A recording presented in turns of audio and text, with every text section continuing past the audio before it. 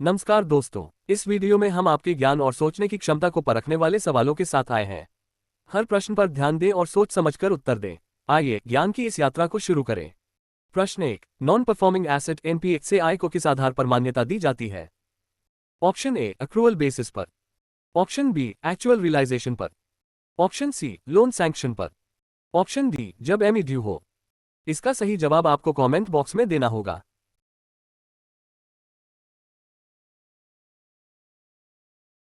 तो चलिए इसका सही जवाब देखते हैं। सही उत्तर है एक्चुअल रियलाइजेशन पर। चलिए अब अगले प्रश्न की ओर बढ़ते हैं। प्रश्न 2, एनपीए बनने पर पुराना अक्रूड इंटरेस्ट जो रियलाइज नहीं हुआ है उसका क्या किया जाता है? ऑप्शन ए, प्रॉफिट में जोड़ दिया जाता है। ऑप्शन बी, रिवर्स करके अकाउंट में क्रेडिटेड किया जाता है। ऑप्शन सी, राइट ऑफ कर दिया जाता है। ऑप्शन डी, वेव कर दिया जाता है। इसका सही जवाब आपको कमेंट बॉक्स में देना होगा।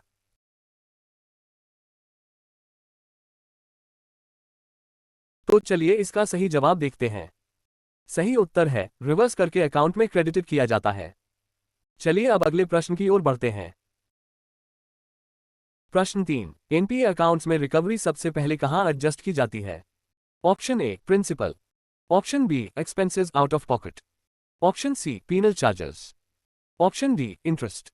इसका सही जवाब आपको कमेंट बॉक्स में देना होगा।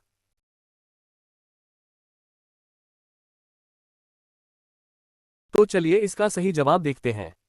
सही उत्तर है एक्सपेंसेस आउट ऑफ पॉकेट। चलिए अब अगले प्रश्न की ओर बढ़ते हैं। प्रश्न 4, अप्रोप्रिएशन ऑफ रिकवरीज का सही क्रम क्या है? Option A, interest penal charges principal expenses. Option B, expenses interest principal penal charges. Option C, principal interest expenses penal charges. Option D, penal charges interest expenses principal.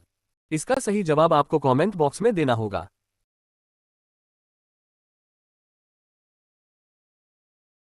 तो चलिए इसका सही जवाब देखते हैं। सही उत्तर है expenses interest principal penal charges. चलिए अब अगले प्रश्न की ओर बढ़ते हैं। प्रश्न 5, किसी अन्य बैंक से खरीदे गए एनपीए की रिकवरी पहले कहां एडजस्ट होती है? ऑप्शन ए, प्रॉफिट और loss A C. Option B, acquisition cost. Option C, principal outstanding. Option D, penal charges. इसका सही जवाब आपको कमेंट बॉक्स में देना होगा।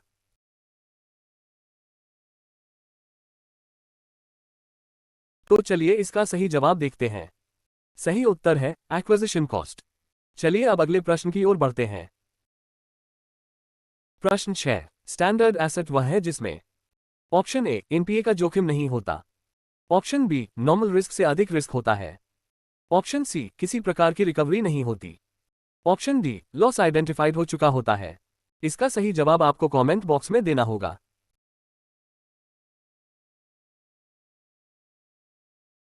तो चलिए इसका सही जवाब देखते हैं। सही उत्तर है एनपीए का जोखिम नहीं होता। चलिए अब अगले प्रश्न की ओर बढ़ते हैं। प्रश्न 7, एसएमए 0 स्पेशल मेंशन अकाउंट का समयावधि क्या है? ऑप्शन ए, 0-30 दिन। ऑप्शन बी, 31-60 दिन। ऑप्शन सी, 61-90 दिन। ऑप्शन डी, 90 दिन से अधिक। इसका सही जवाब आपको कमेंट बॉक्स में देना होगा।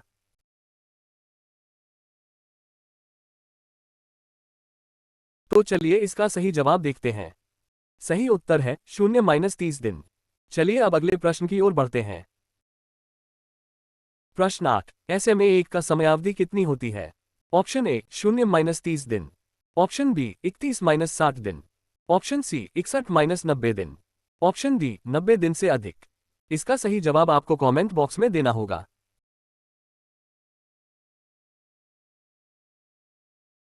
तो चलिए इसका सही जवाब देखते हैं। सही उत्तर है 31-60 दिन। चलिए अब अगले प्रश्न की ओर बढ़ते हैं। प्रश्न 9, एसएमए 2 का समयावधि कितनी होती है? ऑप्शन ए, 0-30 दिन। ऑप्शन बी, 31-60 दिन। ऑप्शन सी, 61-90 दिन। ऑप्शन डी, 90 दिन से अधिक। इसका सही जवाब आपको कमेंट बॉक्स में देना होगा।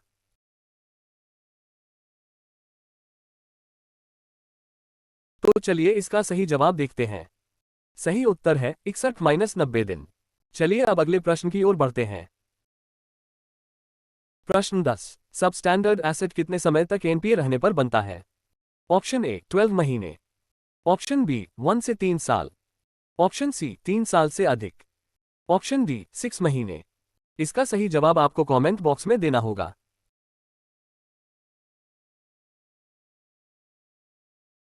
तो चलिए इसका सही जवाब देखते हैं। सही उत्तर है 12 महीने।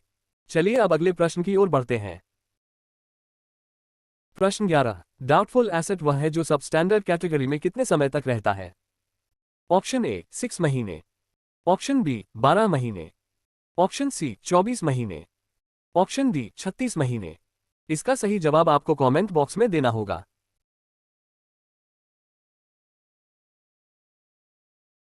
तो चलिए इसका सही जवाब देखते हैं। सही उत्तर है 12 महीने।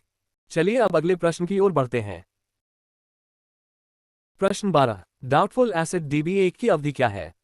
ऑप्शन ए 1 साल तक। ऑप्शन बी 1 से 3 साल। ऑप्शन सी 3 साल से अधिक। ऑप्शन डी 6 महीने तक। इसका सही जवाब आपको कमेंट बॉक्स में देना होगा।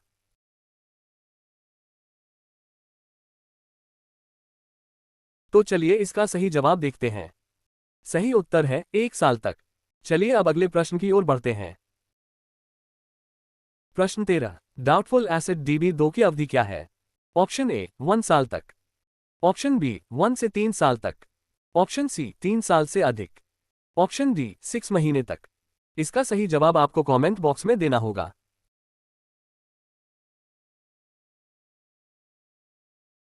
तो चलिए इसका सही जवाब देखते हैं।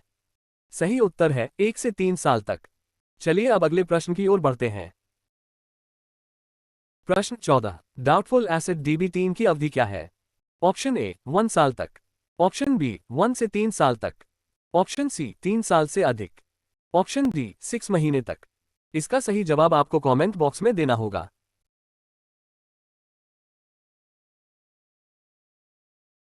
तो चलिए इसका सही जवाब देखते हैं। सही उत्तर है 3 साल से अधिक। चलिए अब अगले प्रश्न की ओर बढ़ते हैं। प्रश्न 15। लॉस एसेट किसे कहते हैं? ऑप्शन ए जिसका रिस्क कम हो। ऑप्शन बी जिसका लॉस RBI या ऑडिटर ने आइडेंटिफाई किया हो। ऑप्शन सी जो अभी स्टैंडर्ड हो। ऑप्शन डी जो डाउटफुल हो। इसका सही जवाब आपको कमेंट बॉक्स में देना होगा।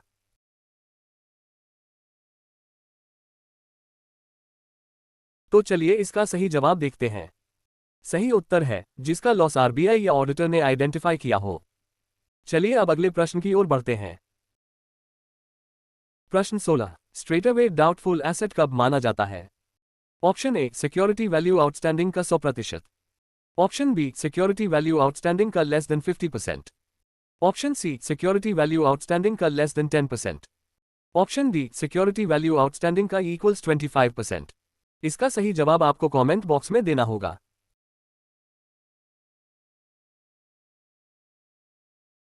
तो चलिए इसका सही जवाब देखते हैं। सही उत्तर है सिक्योरिटी वैल्यू आउटस्टैंडिंग का लेस देन 50%। चलिए अब अगले प्रश्न की ओर बढ़ते हैं। प्रश्न 17। स्ट्रेटअवे लॉस एसेट कब माना जाता है? ऑप्शन ए जब सिक्योरिटी वैल्यू आउटस्टैंडिंग का 50% से कम हो। ऑप्शन बी जब सिक्योरिटी वैल्यू आउटस्टैंडिंग का 10% से कम हो। ऑप्शन सी जब सिक्योरिटी वैल्यू आउटस्टैंडिंग का 75% हो। ऑप्शन डी जब सिक्योरिटी वैल्यू आउटस्टैंडिंग का 25% से अधिक हो। इसका सही जवाब आपको कमेंट बॉक्स में देना होगा।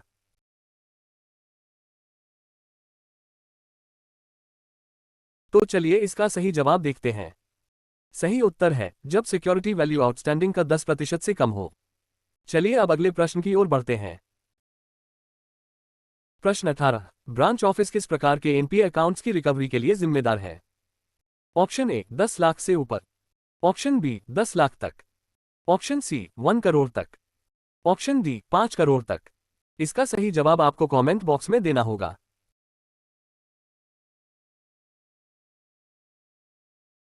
तो चलिए इसका सही जवाब देखते हैं। सही उत्तर है 10 लाख तक। चलिए अब अगले प्रश्न की ओर बढ़ते हैं। प्रश्न 19। सर्कल शास्त्र सेंटर किन अकाउंट्स की रिकवरी देखता है? Option a balance 10 lakh. Option be balance 10 lakh से ऊपर। ऑप्शन सी बैलेंस 1 करोड़ से ऊपर। ऑप्शन डी बैलेंस 100 करोड़ से ऊपर। इसका सही जवाब आपको कमेंट बॉक्स में देना होगा।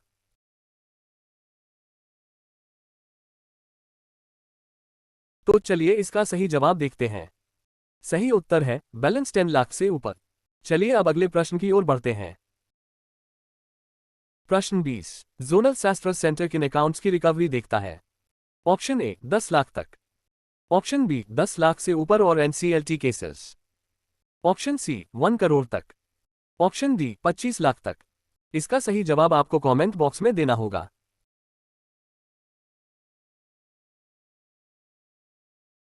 तो चलिए इसका सही जवाब देखते हैं। सही उत्तर है 10 लाख से ऊपर और एनसीएलटी केसेस। चलिए अब अगले प्रश्न की ओर बढ़ते हैं। प्रश्न 21। शास्त्रा डिवीजन की जिम्मेदारी क्या है? ऑप्शन ए लोन सैंक्शन करना, option B overall NPA portfolio management, option C profit calculation करना, option D only circle reporting. इसका सही जवाब आपको कमेंट बॉक्स में देना होगा।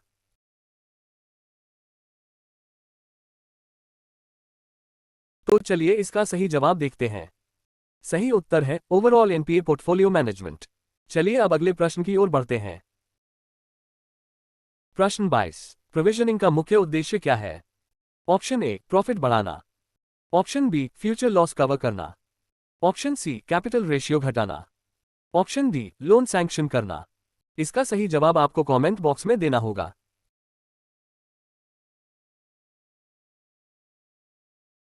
तो चलिए इसका सही जवाब देखते हैं। सही उत्तर है फ्यूचर लॉस कवर करना।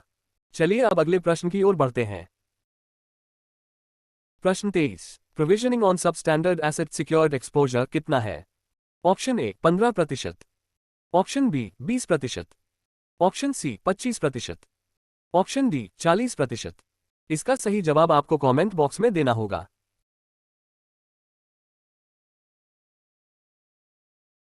तो चलिए इसका सही जवाब देखते हैं। सही उत्तर है 15%।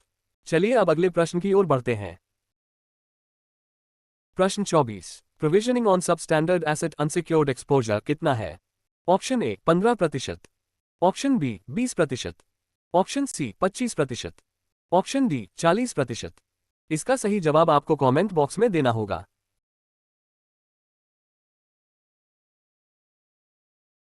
तो चलिए इसका सही जवाब देखते हैं। सही उत्तर है 25%। चलिए अब अगले प्रश्न की ओर बढ़ते हैं। प्रश्न 25। Provisioning on sub standard asset infrastructure loan accounts कितना है? Option A 15%, option B 20%, option C 25%, option D 40%। इसका सही जवाब आपको कमेंट बॉक्स में देना होगा।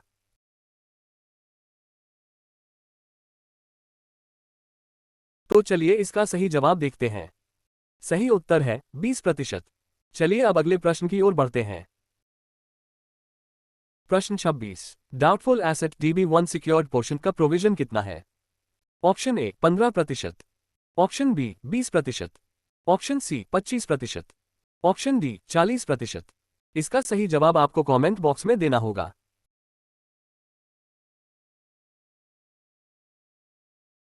तो चलिए इसका सही जवाब देखते हैं। सही उत्तर है 25%। चलिए अब अगले प्रश्न की ओर बढ़ते हैं। प्रश्न 27। Doubtful asset DB2 secured portion का प्रोविजन कितना है? Option A 25%, option B 40%, option C 100%, option D 20%। इसका सही जवाब आपको कमेंट बॉक्स में देना होगा।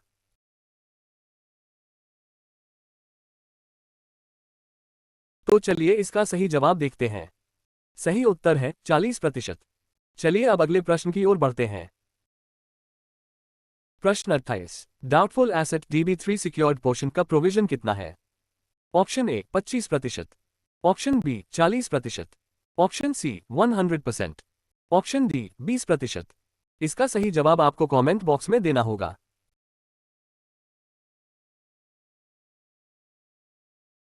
तो चलिए इसका सही जवाब देखते हैं। सही उत्तर है 100%। चलिए अब अगले प्रश्न की ओर बढ़ते हैं। प्रश्न 29। डाउटफुल एसेट अनसिक्योर्ड पोर्शन का प्रोविजन कितना है? Option A 25%, option B 40%, option C 100%, option D 20%। इसका सही जवाब आपको कमेंट बॉक्स में देना होगा।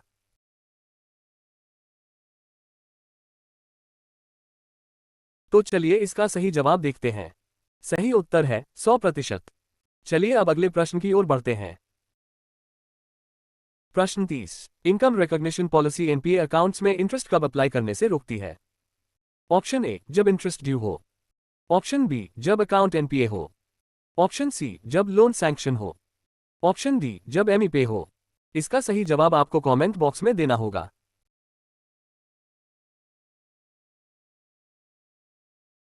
तो चलिए इसका सही जवाब देखते हैं। सही उत्तर है जब अकाउंट एनपीए हो। चलिए अब अगले प्रश्न की ओर बढ़ते हैं। प्रश्न 31। रिकवरी से सबसे पहले किसे एडजस्ट किया जाता है? Option A, penal charges. Option B, interest. Option C, principal. Option D, expenses. इसका सही जवाब आपको कमेंट बॉक्स में देना होगा।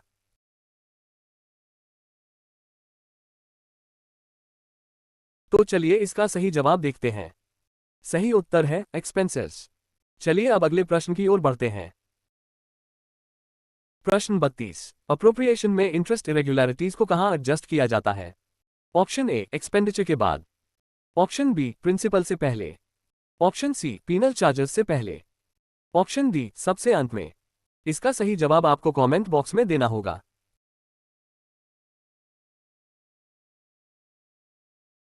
तो चलिए इसका सही जवाब देखते हैं।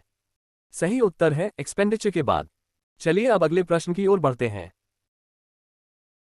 प्रश्न 33। प्रोविजनिंग किस अकाउंट में चार्ज की जाती है? Option A, capital account. Option B, profit and loss account. Option C, reserve account. Option D, fixed asset account. इसका सही जवाब आपको कमेंट बॉक्स में देना होगा।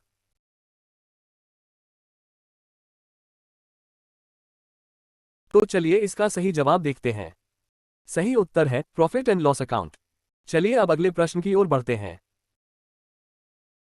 प्रश्न 34। लॉस एसेट की कैटेगरी में आने पर बैंक को क्या करना चाहिए? ऑप्शन ए, इग्नोर करना। ऑप्शन बी, प्रोविजनिंग करना। ऑप्शन सी, राइट ऑफ करना। ऑप्शन डी, प्रॉफिट में जोड़ना। इसका सही जवाब आपको कमेंट बॉक्स में देना होगा।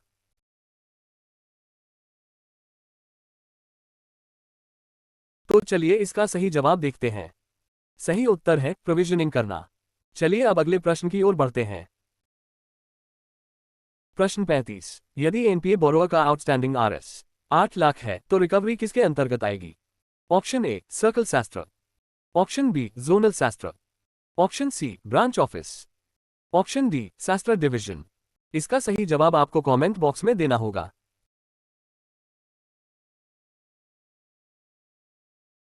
तो चलिए इसका सही जवाब देखते हैं।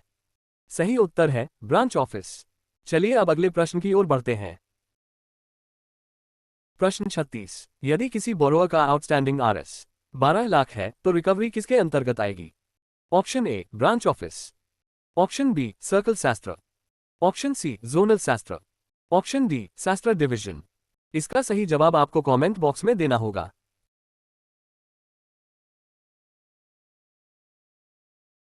तो चलिए इसका सही जवाब देखते हैं।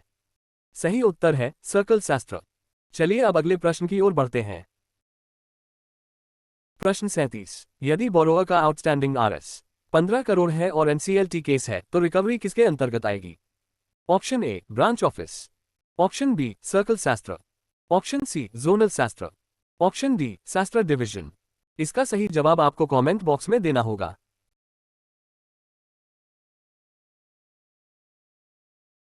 तो चलिए इसका सही जवाब देखते हैं। सही उत्तर है जोनल शास्त्र। चलिए अब अगले प्रश्न की ओर बढ़ते हैं। प्रश्न 38। यदि सिक्योरिटी वैल्यू आउटस्टैंडिंग का 9% है तो एसेट किस कैटेगरी में होगा? Option A, straight away doubtful. Option B, straight away loss. Option C, sub standard. Option D, standard. इसका सही जवाब आपको कमेंट बॉक्स में देना होगा।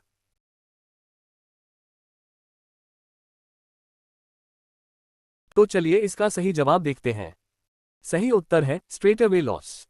चलिए अब अगले प्रश्न की ओर बढ़ते हैं। प्रश्न 39। एनपीए क्लासिफिकेशन में कौन सा एसेट रिस्क फ्री माना जाता है? Option A, standard asset. Option B, sub standard asset. Option C, doubtful asset. Option D, loss asset. इसका सही जवाब आपको कमेंट बॉक्स में देना होगा।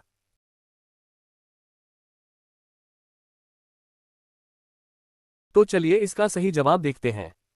सही उत्तर है स्टैंडर्ड एसेट। चलिए अब अगले प्रश्न की ओर बढ़ते हैं। प्रश्न 40। प्रोविजनिंग सब स्टैंडर्ड एसेट सिक्योर्ड एक्सपोजर के लिए 15% क्यों रखा गया है?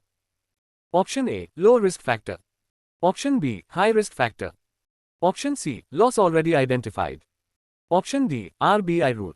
इसका सही जवाब आपको कमेंट बॉक्स में देना होगा।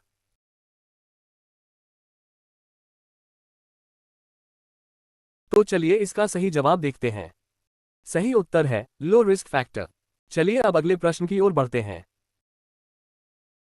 प्रश्न 41। डाउटफुल एसेट DB3 पर 100% प्रोविजन क्यों होता है?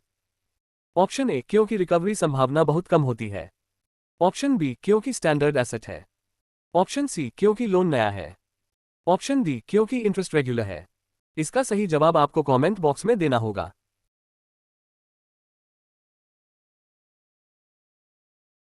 तो चलिए इसका सही जवाब देखते हैं। सही उत्तर है क्योंकि रिकवरी संभावना बहुत कम होती है। चलिए अब अगले प्रश्न की ओर बढ़ते हैं। प्रश्न 42। इनकम रिकॉग्निशन पॉलिसी किससे संबंधित है? Option A income booking, option B loan sanction, option C customer service, option D deposit mobilisation. इसका सही जवाब आपको कमेंट बॉक्स में देना होगा।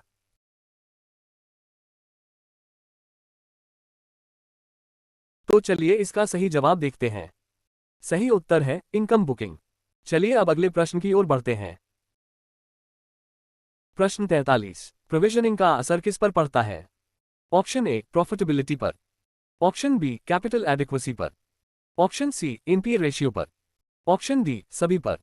इसका सही जवाब आपको कमेंट बॉक्स में देना होगा।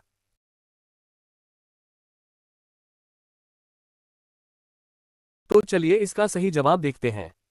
सही उत्तर है सभी पर। चलिए अब अगले प्रश्न की ओर बढ़ते हैं। प्रश्न 44। प्रोविजनिंग नॉर्म्स कौन तय करता है?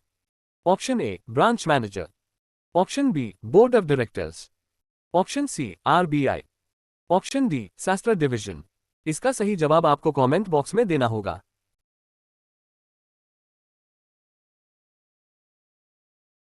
तो चलिए इसका सही जवाब देखते हैं। सही उत्तर है आरबीआई। चलिए अब अगले प्रश्न की ओर बढ़ते हैं। प्रश्न 45। अप्रोप्रिएशन ऑफ रिकवरी में पीनल चार्जेस कब एडजस्ट होते हैं? ऑप्शन ए सबसे पहले, ऑप्शन बी सबसे अंत में, ऑप्शन सी इंटरेस्ट से पहले, ऑप्शन डी प्रिंसिपल से पहले। इसका सही जवाब आपको कमेंट बॉक्स में देना होगा।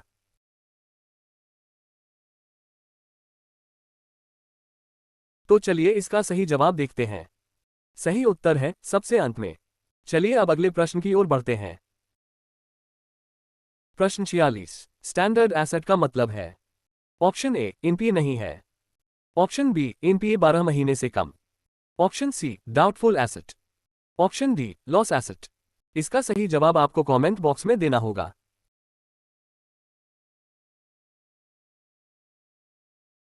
तो चलिए इसका सही जवाब देखते हैं। सही उत्तर है एनपीए नहीं है। चलिए अब अगले प्रश्न की ओर बढ़ते हैं। प्रश्न 47। एसएमए 2 में इरेगुलरिटी कितने दिन की होती है? ऑप्शन ए 31-60 दिन, ऑप्शन बी 61-90 दिन, ऑप्शन सी 91-120 दिन, ऑप्शन डी 0-30 दिन। इसका सही जवाब आपको कमेंट बॉक्स में देना होगा।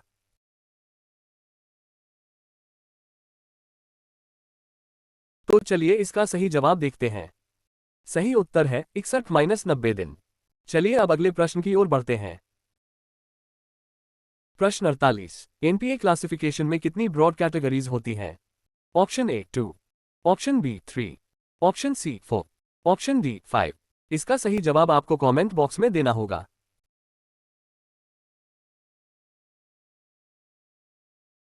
तो चलिए इसका सही जवाब देखते हैं। सही उत्तर है 4। चलिए अब अगले प्रश्न की ओर बढ़ते हैं। अगर आपको ये वीडियो पसंद आया हो तो लाइक और शेयर जरूर करें। सब्सक्राइब कीजिए और बेल आइकॉन दबाएं ताकि हर नया आप तक तुरंत पहुंचे। Thank you for watching this video.